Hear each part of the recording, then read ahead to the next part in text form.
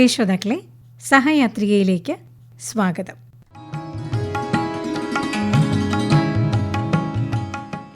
സഹയാത്രികയിൽ ഇന്നാദ്യം ഒരു ചെറുകഥയാണ്. എഴുതി അവതരിപ്പിക്കുന്നത് ഹവ്വ കൊടുങ്ങല്ലൂർ. നിലാച്ചോലയിൽ.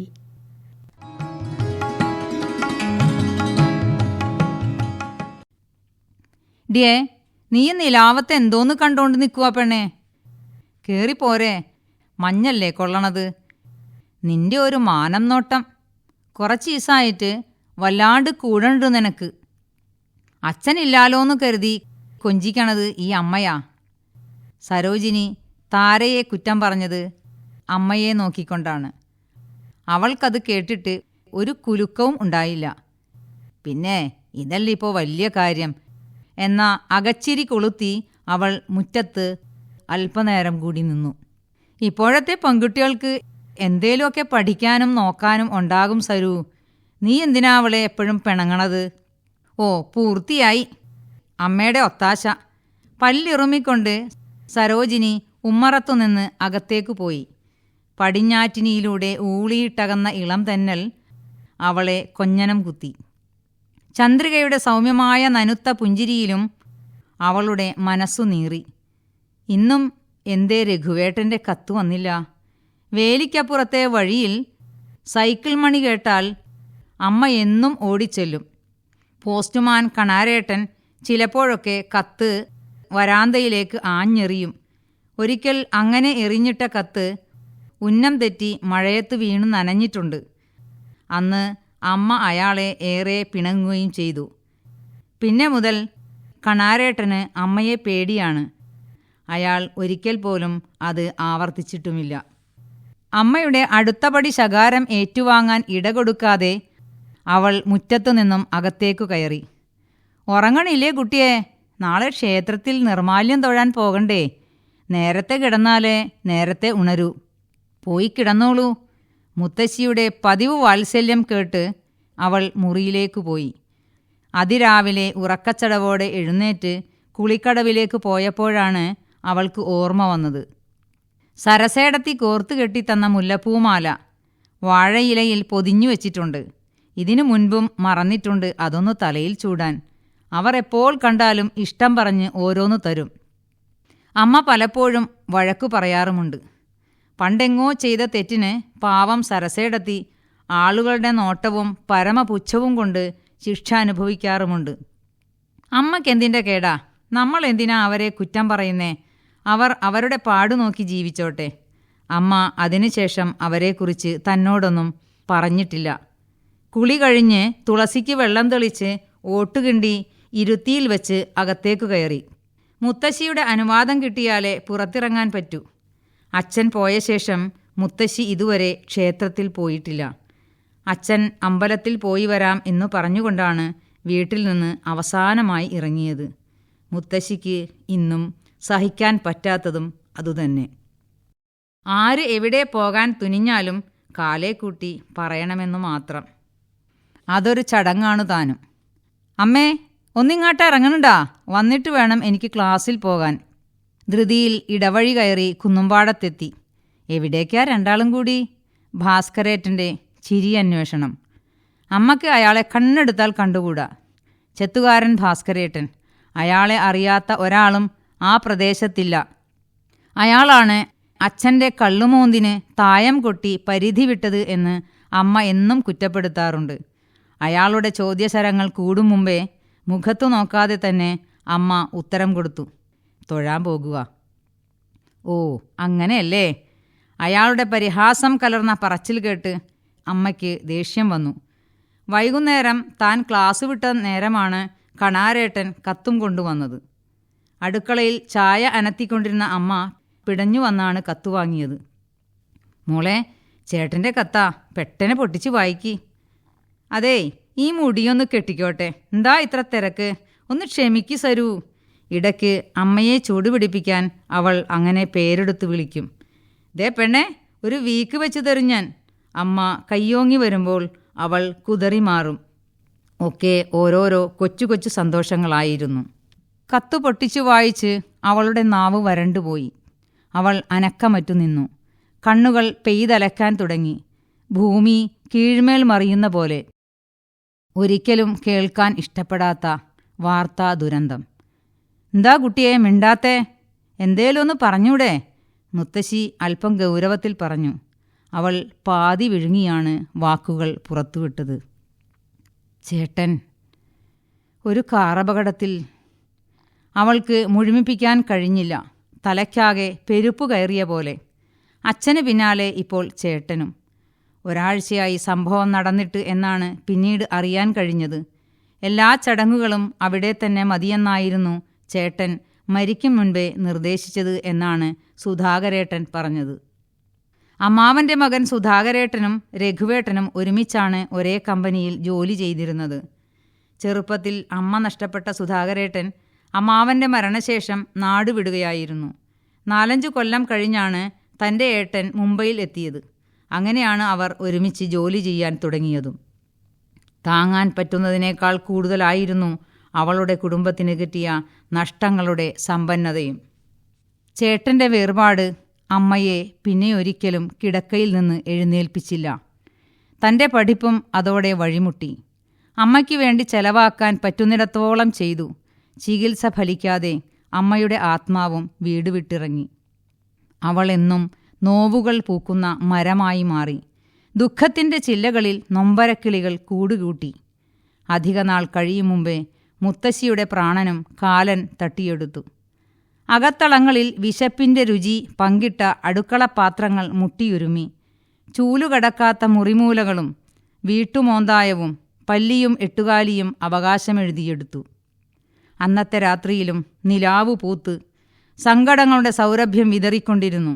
തനിയെ ഇരുന്ന തന്നിലേക്ക് അടുക്കുന്ന അദൃശ്യ കരങ്ങളിലേക്കവൾ ഇമവെട്ടാതെ നോക്കി.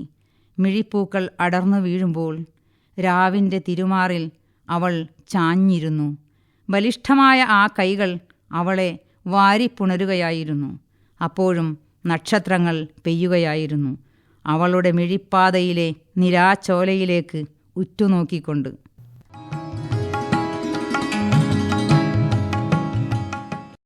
നിങ്ങൾ കേട്ടത് നിലാച്ചോലയിൽ. ഹവ്വ കൊടുങ്ങല്ലൂർ എഴുതി അവതരിപ്പിച്ച ചെറുകഥ.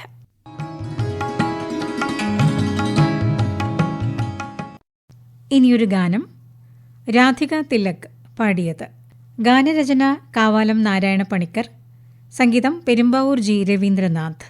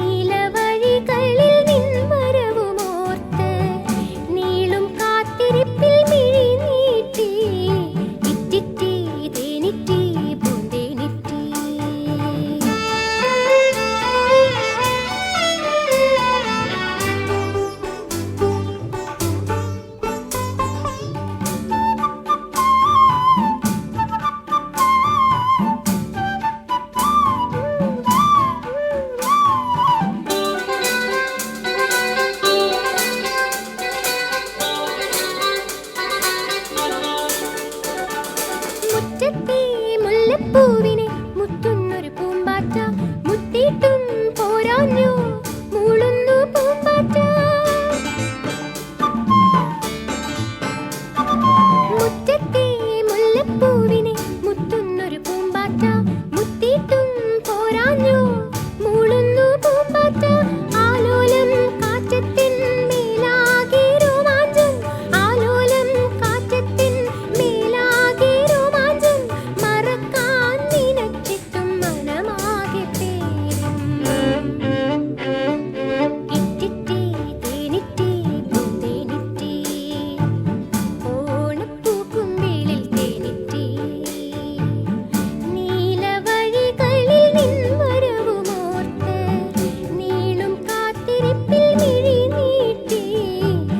ഇറ്റിറ്റി തേനിറ്റി പൂന്തേനിറ്റി.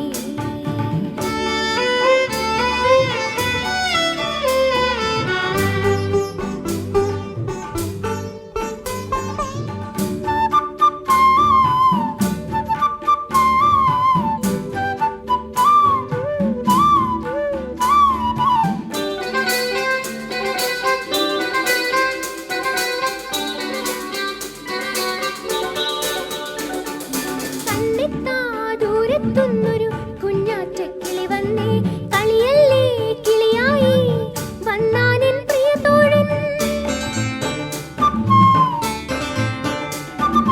കണ്ണെത്താ ദൂരത്തുന്നൊരു കുഞ്ഞാറ്റക്കിളി വന്നേ, കളിയല്ലേ കിളിയായി വന്നാനെൻ പ്രിയതോഴൻ. കിളിവാതിൽ പഴുതൂടെ അവനായി മാറാടി, കിളിവാതിൽ പഴുതൂടെ അവനായി മാറാടി. ഉറക്കം പൊടിഞ്ഞില്ല കനവെന്നിൽ തീണ്ടാടി. ഇറ്റിറ്റി തേനിറ്റി പൂന്തേനിറ്റി, ഓണപ്പൂക്കുമ്പിളിൽ തേനിറ്റി. നീലവഴികളിൽ നിൻ വരവുമോർത്ത് നീളും കാത്തിരിപ്പിൽ മിഴി നീട്ടി. ഇറ്റിറ്റി തേനിറ്റി പൂന്തേനിറ്റി, ഓണപ്പൂക്കുമ്പിളിൽ തേനിറ്റി. പ്രിയ ശ്രോതാക്കളെ, ഇന്ന് നമുക്ക് അധികം മസാല ചേർക്കാത്ത ഒരു കോഴിക്കറി ഉണ്ടാക്കാം.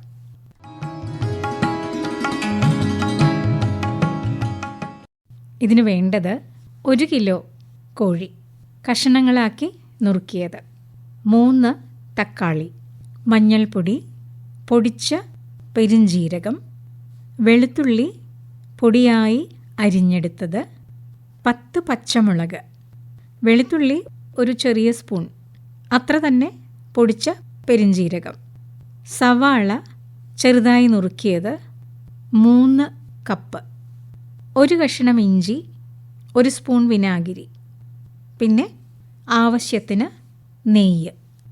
നെയ്യില്ലെങ്കിൽ വെളിച്ചെണ്ണ ആയാലും മതി. അപ്പോൾ പാചകം ചെയ്യുന്നത് എങ്ങനെയാണെന്ന് നോക്കാം. ഒരു പാത്രം അടുപ്പത്ത് വെച്ച് നെയ്യൊഴിച്ച് ചൂടാകുമ്പോൾ പൊടിയായി അരിഞ്ഞ സവാള, ചെറുതായി നുറുക്കിയ ഇഞ്ചി ഇതിട്ട് വഴറ്റണം. സവാളയുടെ നിറം മാറി വരുമ്പോൾ മഞ്ഞൾപ്പൊടി ഇട്ട് ഇളക്കി കോഴി കഷ്ണങ്ങളും ഇട്ട് വഴറ്റണം. ചെറിയ തീയിൽ വേണം വഴറ്റാൻ. നന്നായി വഴന്ന ശേഷം പച്ചമുളക് കീറിയത്, വെളുത്തുള്ളി, പൊടിച്ച ജീരകം, വിനാഗിരി, പിന്നെ ചെറുതായി നുറുക്കിയ തക്കാളി ഇതും ഇട്ട് ഇളക്കി യോജിപ്പിക്കണം. അപ്പോൾ തക്കാളിയുടെ വെള്ളം ഇറങ്ങി അത് വറ്റി വരണം. അതിനുശേഷം 2 കപ്പ് ചൂടുവെള്ളം ഒഴിച്ച് പാത്രം അടച്ചു വയ്ക്കണം, ഉപ്പ് ചേർത്ത്. നേരിയ തീയിൽ വേണം ഈ കോഴി കഷ്ണങ്ങൾ വേവിക്കാൻ. കോഴി വെന്ത് ചാറ് കൊഴുത്ത് നെയ്യ് തെളിയും. അപ്പോഴാണ് നമ്മൾ അടുപ്പിൽ നിന്ന് കറി വാങ്ങി വയ്ക്കുന്നത്. അപ്പോൾ അധികം മസാല ചേർക്കാതെയാണ് നമ്മൾ ഈ കോഴി ഉണ്ടാക്കിയത്. അതിൽ മുളക് പൊടിയില്ല, മഞ്ഞൾപ്പൊടിയില്ല, ചിക്കൻ മസാലപ്പൊടിയില്ല, ഇതൊന്നും നമ്മളിതിൽ ചേർത്തിട്ടില്ല.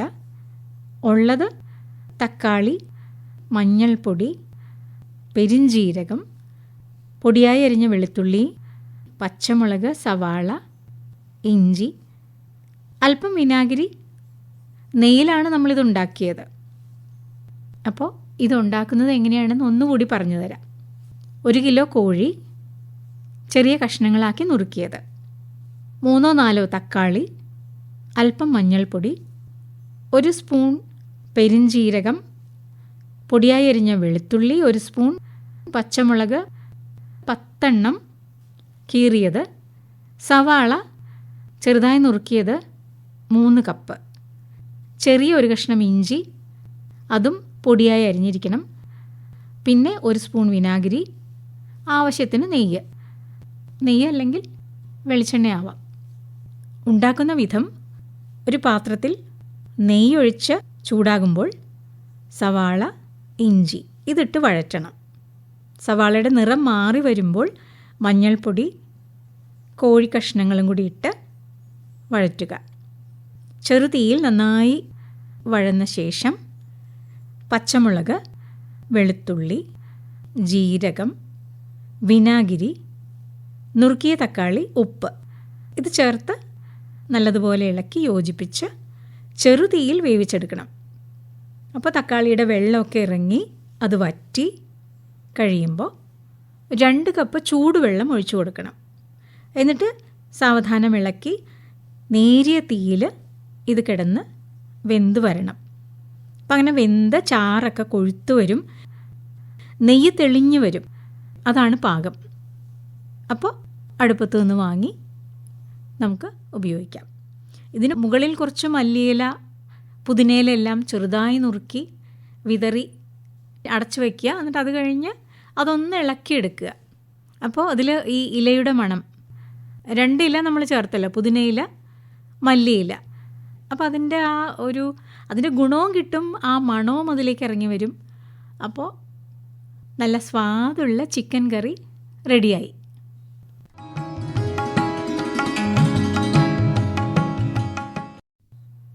ഇനി നമുക്കൊരു പാട്ട് കേൾക്കാം. പാടിയത് രേണു ചന്ദ്ര, ഗാനരചന ശോഭിൻ കണ്ണങ്ങാട്ട്, സംഗീതം സംഗീത വർമ്മ.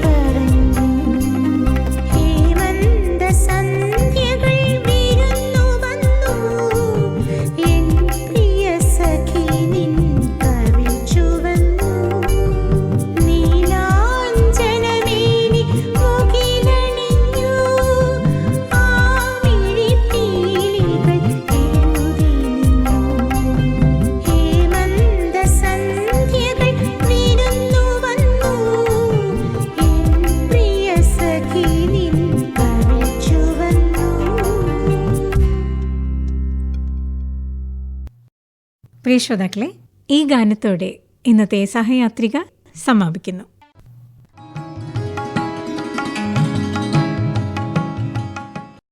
നിർവഹണം ലൗലി, സഹായം KV ലീല.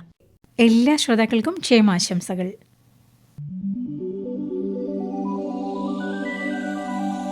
സഹ